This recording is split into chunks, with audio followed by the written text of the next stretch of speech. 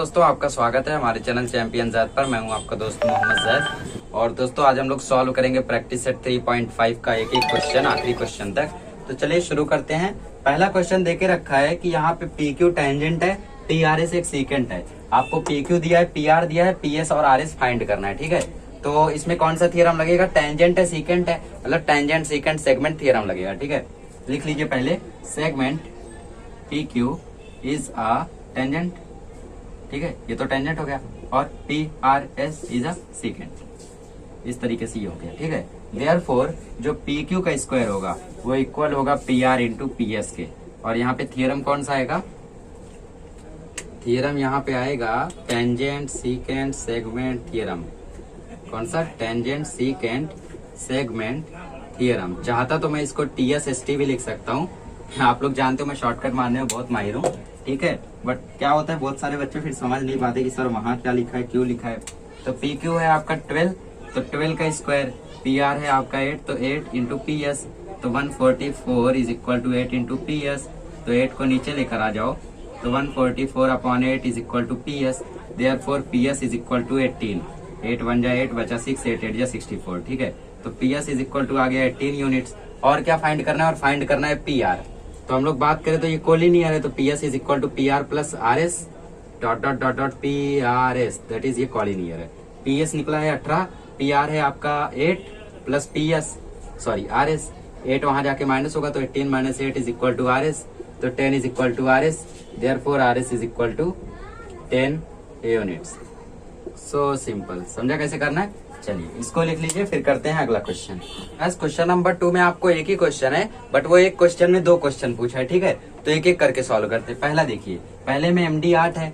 ठीक है, मतलब ये 8 है, आर डी 15 है, डी एस 4 है, डी एन फाइंड करना है। अब कॉर्ड इंटरनली इंटरसेक्ट हो रहा है। ठीक है, तो यहाँ पे लिखेंगे chord M N and chord R S are intersecting internally at point D. Point D पे इन लोग इंटरनली इंटरसेक्ट कर रहे हैं। ठीक है, therefore M D into D N is equal to हो जाएगा R D into D S dot dot dot dot. यहाँ पे लिखोगे theorem of internal division of chord. क्या लिखोगे? Theorem of internal division of chords. इस तरीके से आपका ये हो गया। चलिए आगे सॉल्व करते हैं। एम डी आपका दिया है 8, डी एन आपको फाइंड करना है, आर डी है आपका 15, डी एस है आपका 4। ठीक है, तो ये हो गया 8 इंटू डी एन, और इधर 15 4 जा हो गया 60, तो D N is equal to हो जाएगा 60/8।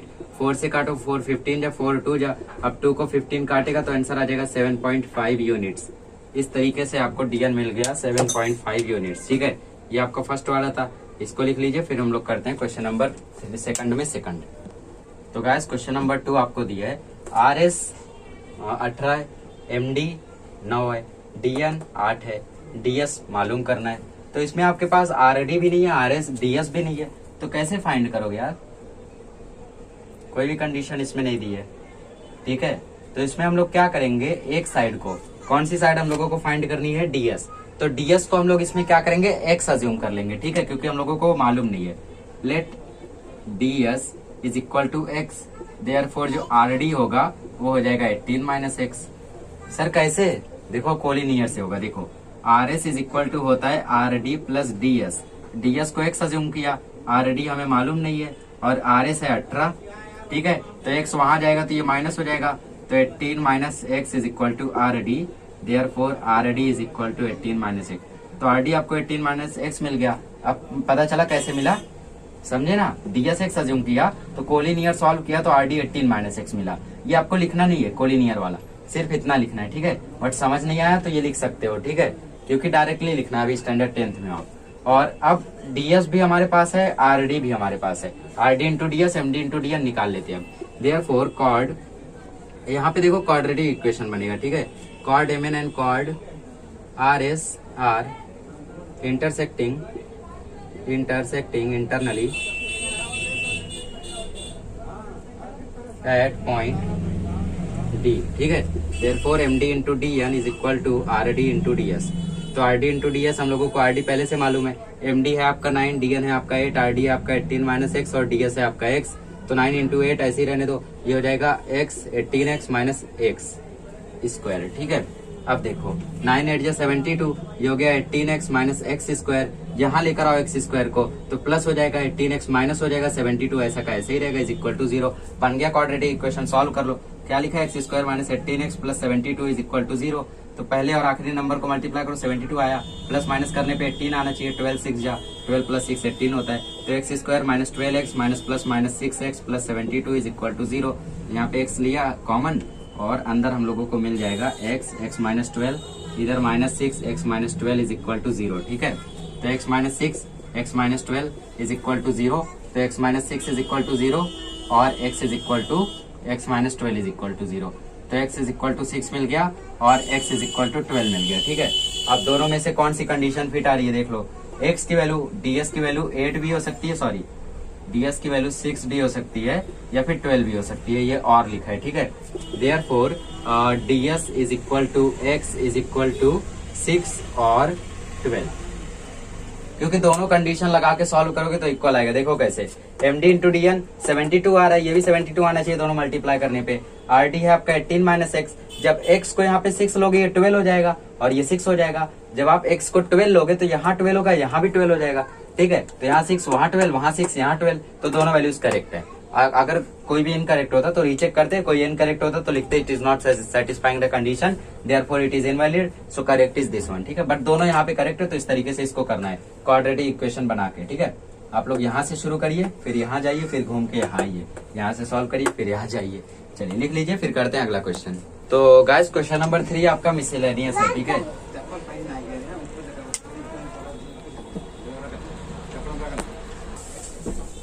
तो गाइस क्वेश्चन नंबर 3 आपका मिसलेनियस है। मिसलेनियस मतलब इसमें अलग अलग कॉन्सेप्ट लगेंगे, कॉन्सेप्ट स्टैंडर्ड 9th का भी लगेगा। ठीक है, चलो तो सबसे पहला ये टेंजेंट है, ये सीकेंट है। तो टेंजेंट सीकेंट सेगमेंट थ्योरम से हम लोग एडी निकाल लेंगे। आउट इंटू फुल होता है फॉर्मूला, तो एसी इंटू एडी, तो एडी मिल जाएगा। ठीक है, यहाँ पे लिखो, पहले एडी फाइंड करना है, तो लिखो segment A B is the tangent and segment B C D, sorry A C D, segment A C D, segment मत डालो क्योंकि ये सेगमेंट नहीं है, इज द सीकेंट। ये हम लोगों का क्या हो गया, सीकेंट। सीकेंट को ऐसे ही लिखते, ठीक है, 3 लेटर में, अगर 3 लेटर में दिए तो, वरना एडी लिखोगे तो segment A D is the secant, ऐसा भी लिख सकते हो। Therefore A B square is equal to out into full.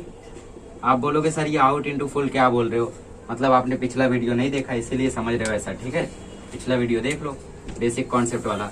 यहाँ पे लिखेंगे टेंजेंट सीकेंट सेगमेंट थ्योरम, तो टेंजेंट सीकेंट सेगमेंट थ्योरम। ठीक है, तो ए बी स्क्वायर मतलब 12 का स्क्वायर, ए सी मतलब 8, एडी हम लोगों को फाइंड करना है। ये हो गया 144 is equal to 8 into A D, 144 by 8 is equal to A D, तो एडी इज इक्वल टू 18 आ जाएगा। ठीक है, therefore A D is equal to 18 units. इस तरीके से आपको लिखना है, चाहता तो यहीं पे बॉक्स बना देता बट ये प्रॉपर नहीं था। 18 कैसे आया, 8 1 जाए 8, 64 8 18। ठीक है, 18 और एडी आपको मिल गया 18। अब फाइंड करना है डीसी। डीसी हम लोग कोलिनियर से निकालेंगे, देखो कैसे। एडी जो होगा वो इक्वल होगा एसी प्लस सीडी के। ठीक है, हमारे पास एडी मालूम है 18 है, एसी भी मालूम है 8 है, और सीडी हम लोगों को मतलब डीसी फाइंड करना है। तो 18 minus 8 is equal to D C, therefore D C is equal to 10 units. So simple, D C भी मिल गया। उतना ही सिंपल हम लोगों का थर्ड वाला भी है, देखो कैसे लिखेंगे, ए सी डी, कोलिनियर ऐसे बताते हैं। ठीक है, थर्ड वाला डीई फाइंड करना है। तो याद है 9th में हम लोगों ने सर्कल चैप्टर में, 6th चैप्टर में 6.1 में एक फॉर्मूला सीखा था, थ्योरम सीखा था, परपेंडिकुलर। ये परपेंडिकुलर है, ठीक है, हम लोगों को क्वेश्चन में ही बोला है, O E perpendicular to A B बोला है ना, हाँ, परपेंडिकुलर टू ए डी।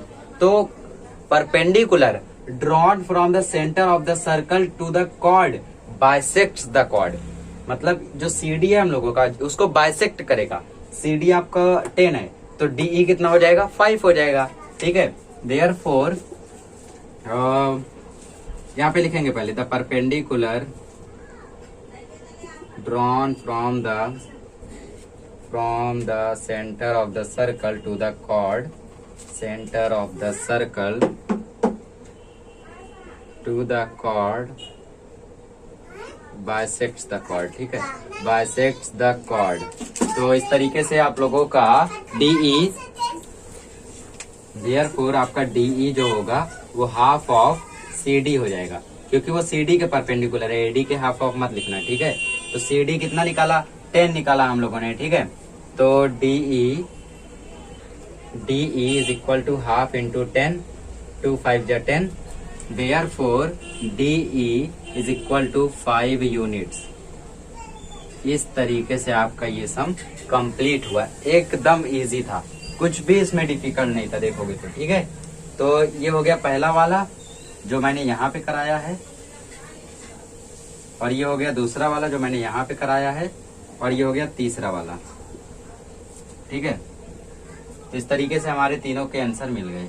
चलिए इसको लिख लीजिए, फिर करते हैं क्वेश्चन नंबर 4 और 5, वो भी काफी ज्यादा इजी है। तो आइए गाइस, ये एक्सरसाइज क्वेश्चन नंबर 4 तक बहुत ज्यादा इजी है। उसमें एक थर्ड वाला आपको ट्रिकी लगता होगा, आपको ट्रिकी लगता होगा सेकंड वाला का सेकंड का सेकंड। ठीक है, फोर्थ वाला एकदम इजी है। देखो हम लोगों ने अभी एक और थ्योरम पढ़ा था, एक्सटर्नल डिवीजन ऑफ कॉर्ड। ये कॉर्ड एक्सटर्नली डिवाइड हो रहा है, तो मतलब यहाँ पे एक्सटर्नल डिवीजन ऑफ कॉर्ड लगेगा। ठीक है, तो सबसे पहले लिखो chord TS and chord, TS लिखो या ST लिखो, QR are intersecting externally at point P। ठीक है, एक्सटर्नली डिवाइड करें तो हम लोगों का फॉर्मूला जो बनेगा वो बनेगा आउट इंटू फुल, तो होगा PQ into PR is equal to PS into PT। और यहाँ पे लिखेंगे theorem of external division of chord. तो यहाँ पे आप लोग देखेंगे तो हम लोगों को PQ PR PS PT, इसमें से हम लोगों को TS फाइंड करना है। TS मतलब ये TS फाइंड करने के लिए PT मालूम करना होगा। ठीक है, तो PQ 6 है, PR आपको मालूम नहीं है। ठीक है, बट आपको QR दिया है, तो PQ और QR मिला के आप लोग PR निकाल सकते हो। देखो कैसे, आप लोग लगाओ, तो PR is equal to PQ plus QR, ये हो जाएगा कोलिनियर PQR। PQ आपका दिया है 10, QR आपका दिया है 6, उल्टा लिख दिया मैंने, PQ दिया है 6, QR दिया है 10, तो ये हो जाएगा 16 यूनिट्स। ठीक है, तो PR हो गया 16 यूनिट्स। तो PR आपको 16 दिया है, PQ आपको 6 दिया है, तो 6 into 16 is equal to PS आपको 8 दिया है, PT मालूम कर लो, फिर TS अपने आप निकल जाएगा। ठीक है, तो ये हो गया 16, 6 जा 96 is equal to 8 into PT, तो 96 upon 8 is equal to PT, therefore PT is equal to 96 upon 8, और ये हो जाएगा 12, तो therefore PT is equal to 12 units. ठीक है, तो PT आपको मिल गया 12, आपको निकालना है ST, तो PT इज इक्वल टू हो जाएगा PS plus ST dot dot dot dot PST collinear है। PT निकला है आपका 12, PS है आपका 8, TS आपको निकालना है, ST लिखो या TS वही बात है। ठीक है, therefore TS is equal to 4 units. कितना सिंपल था, कुछ भी इसमें डिफिकल्ट नहीं था। ठीक है, एकदम इजी था। कैसा लगा आपको कमेंट बॉक्स में जरूर लिखें। चलिए अब क्वेश्चन नंबर 5 करते हैं, थोड़ा सा ट्रिकी है, थोड़ा सा उसमें समझना पड़ेगा। ठीक है, इसको लिख लीजिए, फिर हम लोग करते हैं क्वेश्चन नंबर 5। तो गाइस क्वेश्चन नंबर 5 मैंने पूरा का पूरा लिख दिया, क्योंकि आखिरी समय तो अक्सर हमारे अंदर एक चीज होती है ना, साइकोलॉजी हमारी ऐसी होती है कि जो आखिरी चीज हम लोग करते हैं ना उसको परफेक्ट करने की आदत होती है। बट पता नहीं क्यों बच्चे ज्योग्राफी का पेपर परफेक्ट नहीं करते, वो भी तो आखिरी पेपर होता है। जैसे आखिरी लेक्चर होगा तो बच्चे एकदम शांत हो जाएंगे, आखिरी लेक्चर अच्छे से बिता लो, फिर घर जाना है। तो आखिरी चीज मैंने भी एकदम अच्छे से लिख ली है। ठीक है, तो यहाँ पे हम लोग देखें तो ये ट्राइंगल इसमें बना हुआ है, EF हम लोगों का डायमीटर है। ठीक है, और यहाँ पे एक टेंजेंट है, एक सीकेंट है, इसमें 2 थ्योरम लगेंगे। ये हम लोगों का J दिया है। ठीक है, इसमें 2 थ्योरम लगेंगे, एक पाइथागोरस थ्योरम लगेगा और एक टेंजेंट सीकेंट सेगमेंट थ्योरम लगेगा, प्लस ये 90 होगा, 90 क्यों होगा, बाय टेंजेंट थ्योरम। ठीक है, चलिए तो कैसे लगेगा सब कुछ देखिए। पहले लिखेंगे सॉल्यूशन या प्रूफ लिखेंगे। ठीक है, क्योंकि यहाँ सॉल्यूशन नहीं कर रहे हम लोग, यहाँ पे प्रूफ कर रहे हैं। टू प्रूफ ये हो गया, ये क्या हो गया हम लोगों का, ये हो गया टू प्रूफ, और हम लोग प्रूफ करते हैं। ठीक है, प्रूफ करते समय सबसे पहले लगाइए Pythagoras theorem. In triangle DFE या DEF लिखिए, आपको जैसा पसंद आता है DEF। Angle F is equal to 90 degree और यहाँ पे लिखिए बाय TT। TT मतलब टेंजेंट थ्योरम। शॉर्टकट लिखने की आदत ही खत्म हो गई। Therefore DE square is equal to DF square plus GF square. ठीक है, यहाँ पे लिखोगे बाय PGT। DE स्क्वायर मतलब ये वाला स्क्वायर, इसको ऐसे ही रहने दो। DE square is equal to DF square को भी ऐसे ही रहने दो और plus GF square EG square. ठीक है, EF स्क्वायर है, मैंने देखा नहीं उसको, तो प्लस EF स्क्वायर। EF की मैं बात करूं तो यहाँ पे EF जो है वो EF बोला है कि वो डायमीटर है। ठीक है, EF हमारा क्या है, EF इज अ डायमीटर। हट जाओ वहां से। तो डायमीटर है, देयरफॉर EF की जो लेंथ होगी वो डायमीटर के इक्वल होगी और डायमीटर का जो फॉर्मूला होता है वो होता है 2 इंटू रेडियस। तो EF इज इक्वल टू हो गया 2 इंटू R। ठीक है, तो EF की जगह यहाँ पे लिखेंगे 2R square. Therefore DE square is equal to DF square plus 4R square. देखो हमें 4R स्क्वायर इक्वल के वो साइड मिल चुका है, बट वो इक्वल के वो साइड है, हमें क्या करना होगा, ये साइड लाना होगा। ठीक है, डोंट वरी, अभी हम लोग जब टेंजेंट सीकेंट सेगमेंट थ्योरम लगाएंगे ना तब आपका पूरा डाउट क्लियर हो जाएगा। देखो अब मैं यहाँ से अप्लाई करता हूँ टेंजेंट सीकेंट सेगमेंट थ्योरम, हो सकता है थोड़ी बहुत जगह कम पड़ जाए। ठीक है, चलिए यहाँ पे लिखेंगे segment DF is a tangent, ये आपका टेंजेंट हो गया, और EGD इज अ सीकेंट, ये आपका सीकेंट हो गया। ठीक है, therefore by tangent secant segment theorem, या प्रॉपर्टी में लिखो या फिर आप लोग ऊपर लिखो तो भी चलेगा। ठीक है, क्योंकि यहाँ मेरे बोर्ड पे जगह नहीं थी तो मैंने यहाँ लिख दिया। तो ये हो जाएगा DF स्क्वायर, टेंजेंट का square equal out into full. तो आउट मतलब DG इंटू फुल मतलब DE। तो यहाँ पे देखो DF स्क्वायर दिख रहा है, यहाँ पे है, तो हम लोग क्या करते हैं 4R स्क्वायर को यहाँ लेकर जाते हैं और वो वैल्यू हम लोग वहां पुट कर देते हैं। Therefore DE square minus 4R square is equal to DF square, इसको दे दो नंबर 1। अब यहाँ पे देखो ये भी DF स्क्वायर के इक्वल है, ये भी DF स्क्वायर के इक्वल है, तो ये दोनों और ये दोनों हम लोग इक्वल लिख सकते हैं क्योंकि ये दोनों इक्वल है, और इसको दे दो नंबर 2। ठीक है, तो यहाँ लिखो फ्रॉम 1 and 2, 1 और 2 से हमें मिलेगा that is DG into DE is equal to DE square minus 4R square. ठीक है, अब क्या करेंगे 4R स्क्वायर को हम लोग ये साइड लेकर आएंगे क्योंकि वो पॉजिटिव में दिया गया है। ठीक है, मतलब 4R स्क्वायर वो साइड रहेगा और ये साइड रहेगा, या फिर हम लोग क्या करते हैं इसको उल्टा लिख देते हैं आपके समझ के लिए। ठीक है, तो मैं यहाँ पे इसको उल्टा लिख रहा हूँ। तो गाइस 4R स्क्वायर मैंने अब उल्टा लिख दिया, अब आपको अच्छे से समझ में आएगा। 4R स्क्वायर को वहां कर देंगे क्योंकि ये इक्वल के वो साइड है, और उसको यहाँ लेकर आते हैं, फिर देखते हैं क्या होता है। तो DE square minus DG into DE, क्योंकि ये माइनस में हो गया और 4R स्क्वायर वहां जाके पॉजिटिव हो गया। ठीक है, इसको मैं यहाँ पे लिख रहा हूँ, कोई प्रॉब्लम है क्या? नहीं है, चलो ठीक है, अच्छी बात है। तो DE square minus DG into DE is equal to 4R square. अब देखो DE यहाँ भी है, DE यहाँ भी है, तो हम लोग DE को कॉमन ले लेंगे, तो यहाँ पे बचेगा DE minus DG is equal to 4R square. अब देखो DE और DG माइनस करें तो क्या मिलेगा, DE में से अगर DG माइनस कर देंगे, मतलब इस पूरे में से इतना माइनस कर देंगे तो मिलेगा EG। तो DE माइनस DG की जगह मैं लिख दूंगा GE और is equal to 4R square. यहाँ पे लिखेंगे DEG, कोलिनियर था इसीलिए हम लोगों ने DE जो था वो DG प्लस GE था, इसीलिए हम लोग उसकी जगह पे ये लिख दिया। ठीक है, तो इस तरीके से हमें ये मिल गया। अब देखो हमारा प्रूफ हो गया DE GE 4R square, therefore hence proved. Problem कहाँ है कि आपको समझने में प्रॉब्लम आएगी। ठीक है, डायमीटर था तो 4R स्क्वायर हो गया, इसके बाद हम लोग यहीं पे छोड़ दिए, इसको लगाए तो DF स्क्वायर के इक्वल मिला, फिर यहाँ से थोड़ा आइडिया मिला कि DF स्क्वायर यहाँ भी था, अगर इक्वल के वो साइड लिखूं यहाँ से रिलेट करूं तो हो सकता है कुछ मिले। इसको दे दिया 1, ठीक है, इसको दे दिया 1, इसको दे दिया 2, 1 और 2 से हम लोगों ने ये निकाला, फिर यहाँ तक गए और फिर उसके बाद इसको हम लोग यहाँ पे लेके आए, फिर DE कॉमन था, DE कॉमन निकाल दिया, अंदर बचा DE माइनस DG। यहाँ फिगर में चेक किया तो DE में से DG गया तो मिल रहा था GE, क्योंकि ये कोलिनियर था और इसके इक्वल ये था। ठीक है, तो DE की और DE माइनस DG की जगह GE लिख दिया, is equal to 4R square हो गया, हेंस प्रूव्ड। तो गाइस इस तरीके से आप लोग हर एक क्वेश्चन कर सकते हो प्रैक्टिस सेट 3.5 का। हालांकि सब क्वेश्चन करा दिए और आपने अगर नोटबुक में लिखा है अपने तो बहुत अच्छी बात है। अगले लेक्चर में मिलेंगे तो हम लोग प्रॉब्लम सेट सॉल्व करेंगे 2 पार्ट में। पहले पार्ट में हम लोग क्वेश्चन नंबर 1 to 15 तक कर लेंगे और फिर अगले पार्ट में हम लोग क्वेश्चन नंबर 16 to 24 कर लेंगे। तो गाइस पढ़ते रहिए मेरे चैनल